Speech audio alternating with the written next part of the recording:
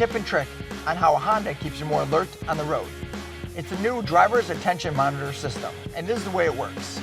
Honda's always gauging how you're driving, and over time, if you happen to be swaying left or right, and the system thinks that your attention isn't on the road, it'll start disappearing these bars. When you get down to 2 bars, the system's simply going to alert you and say, hey, it might be a good time to pull over. As soon as you get down to 1 bar, the system's not only going to tell you it's a good time to pull over, it's also going to beep and shake the steering wheel slightly, explaining to you, hey, it's time to take a break. Don't worry, you can always shut this off in the system settings, but this is just one more way that Honda's keeping us safer on the roads.